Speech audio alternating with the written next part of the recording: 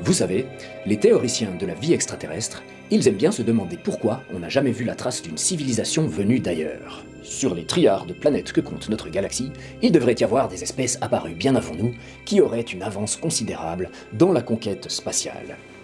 Nos astronomes recherchent donc des indices de leur présence, notamment des signaux radio et, pourquoi pas, des sphères de Dyson. Mais oui, vous savez, l'idée c'est d'entourer entièrement une étoile avec des panneaux solaires pour capter toute sa lumière et bénéficier d'une énergie colossale. C'est le Graal de toute civilisation avancée. Et on pense que ces sphères seraient détectables dans l'infrarouge avec une signature reconnaissable. On pourrait ainsi en détecter au moins dans notre voisinage galactique.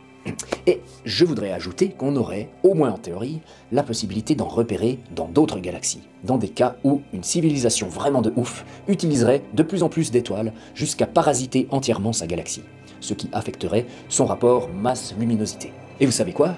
Ce phénomène pourrait déjà expliquer certaines anomalies dans nos mesures des galaxies. C'est un type de matière noire baryonique qui existe sans doute, un parasitage occasionnel qui ressemblerait à une anomalie. Nos chercheurs doivent garder cette idée en tête lorsqu'ils réfléchissent. Faites péter cette vidéo à vos potes qui ont des potes astrophysiciens. Mais donc, ce qu'on devrait surtout garder en tête suite à cela, c'est l'hypothèse plus que probable que la matière noire ne soit pas monocausale. En effet, il peut y avoir différentes formes de matière noire baryonique, comme nos sphères de Dyson, et autres trous noirs, naines brunes ou nuages de gaz, additionnées éventuellement d'une hypothétique matière noire non baryonique, et surtout d'une probable modification des lois de la gravité à certaines échelles. Ou encore, pourquoi pas, une nouvelle interprétation de l'espace-temps, comme celle que je présente dans ma vidéo du 18 juillet dernier, qui pourrait redéfinir notre compréhension dimensionnelle du cosmos. Tout cela peut cohabiter, ces éléments ne sont pas exclusifs. Notre esprit aime les explications monocausales, mais la diversité des ratios de matière noire dans différentes galaxies devrait nous pousser à envisager la diversité des causes et à continuer nos recherches en ce sens. Alors, au boulot les artistes, on a du pain sur la planche. Faites péter cette vidéo et celle du 18 juillet dans les milieux concernés. Ça nous permettra peut-être d'apprendre qu'une certaine galaxie proche est en fait obscurcie par une civilisation surpuissante qui emballe des étoiles pour capter leur énergie. Mais ce n'est pas tout. Je voulais ajouter une idée qui va dans le sens d'une théorie à gravité modifiée.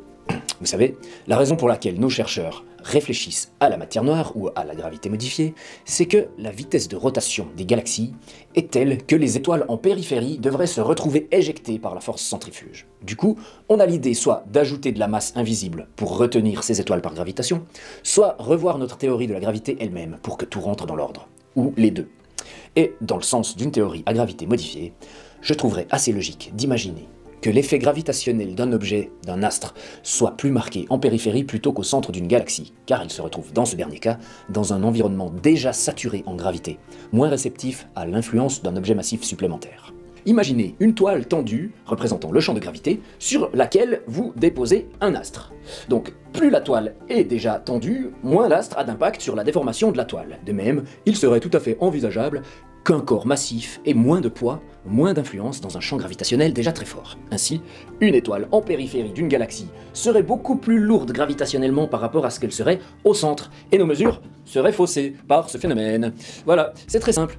Une piste que je lance en plus et qui paraît vachement plausible. Et il faut qu'on réfléchisse tous ensemble à une expérience qui permettrait de distinguer cette alternative. Et comme je l'ai dit, ça ne resterait qu'une partie de l'explication de la matière noire qui est probablement multifactorielle. Et ça, je suis sûr qu'au fond de vous, vu que je l'ai dit avant, vous le saviez déjà.